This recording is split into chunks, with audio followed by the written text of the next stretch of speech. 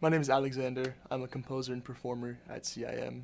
My grandmother, well, my family immigrated here from the Republic of Georgia during the Soviet Union collapse, and my grandmother was a conservatory pianist and a faculty member in the conservatory where they were from.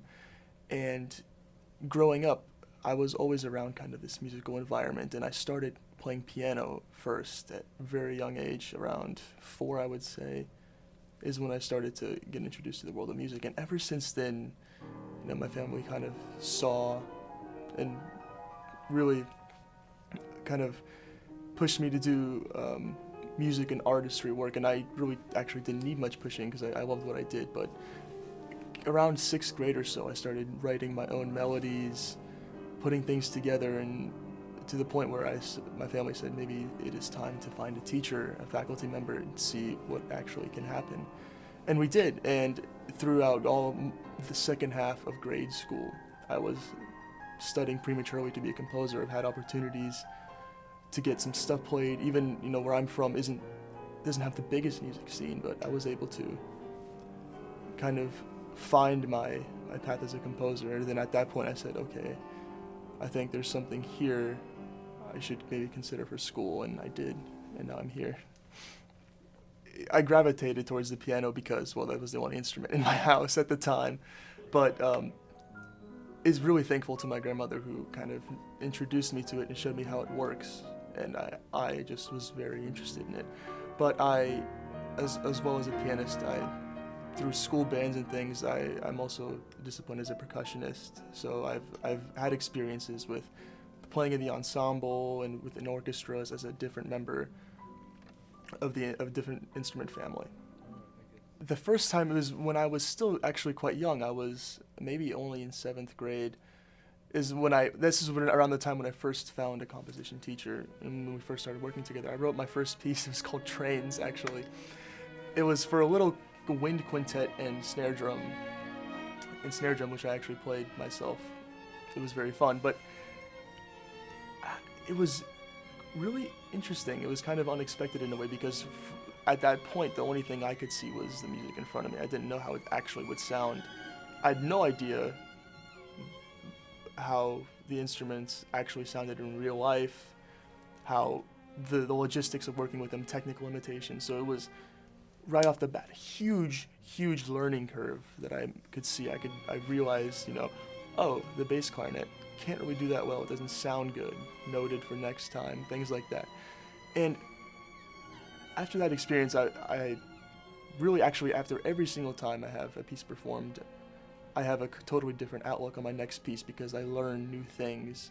I look at my mistakes from the previous one and I learn from them and I say, okay, this didn't work before, how do I do this another way? Part of the reason why I love being a composer so much actually is because I get to collaborate with my performers. And yes, it is extremely nerve-wracking to walk into a room with performers for the first time to rehearse your piece, and you're sitting there and you're ready, and you're hoping that they like it, they enjoy it, and that it's playable. Even though after having some experience, it's still very nerve-wracking to see how it goes, what can go wrong. My source of inspiration is the same now as it was before, and that's emotion. I play notes on the piano, I play a chord, I automatically feel something. I feel something from this, and that's why I love composing so much, is because I can dictate the way the person who listens to it feels, and the way I listen to my own work and the way I feel.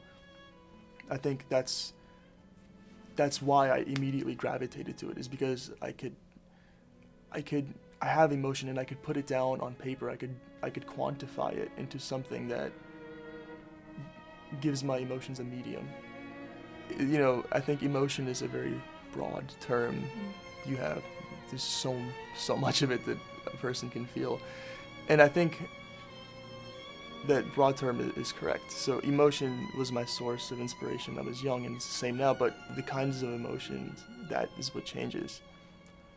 So there has been times where I'm very sad, in a depressed state that often the music that I could write kind of reflects that, and it really gives me an output, and I tend to actually find that music very beautiful, and throughout history it is the case. But versus if I'm very happy, I have a lot of energy, the music I write reflects that, and that is my inspiration, really. It is totally based on the emotional state that I am feeling at this point and the kind of aesthetic that's around me and what environment I am in. The hardest obstacle I have to overcome is writer's block. Writer's block is a titan. It's a really big thing that happens to composers, and really the worst thing. It's happened to me several times, just recently actually. And it's bad because you, as a composer, your whole job, the expectation of you is for you to pour out your creative juices to create music, to produce music. But sometimes you sit at this blank piece of paper and this blank keyboard, and you're like, well, what do? I know what I want to do. I have the ideas. I know what harmonic languages to use, but I'm just not putting it on paper. There's really no easy solution to that. For me, what I find helps is to go listen to any sort of music. I listen to all music that I enjoy, and I try to find sort of this spark of inspiration that I can use. I was like, ooh, I really like the way Ravel did this and this. Maybe I could kind of utilize this in my work and things like that, and to get me started up again. But, it's not always so easy. It could take a process. It could take a week, even a month.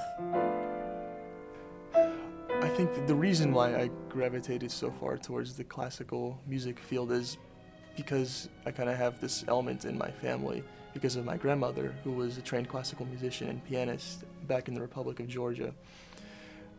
She really showed me what there was to it. When I was young, she would show me Beethoven symphonies, Mahler symphonies, and concertos and piano concertos, and I was, fascinated by it because it's really, truly beautiful music. I heard this and I wanted to do it. That's why I am here in the first place, right? The main objective and concern that I get when I realize my music is if the performer likes the music. Because there's a lot of times I hear my colleagues say that, oh, they played this piece by a new composer and they didn't like. And I don't like to hear that. I want my music to be really enjoyable for the performer as well as the listener, and as well as for me, naturally. But I really think that a big part of it for me is to have the performer enjoy it. And ultimately, if the performer enjoys it, they create better music, and ultimately, therefore, everyone else enjoys it more. So it's a win-win kind of situation.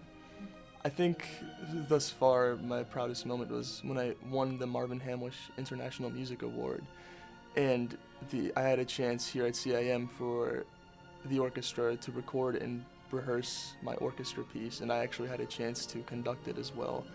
I think that was a really defining moment and a super educational one for me, because I had a chance to hear a full orchestra piece realized, and to actually have a chance to stand on the podium, work with the performers, and take in all the information about what works, what doesn't, orchestrationally, what textures work, which textures don't, where I could have done things better. It was overall a super amazing experience, and I couldn't have asked for a better place than CIM to have this realized.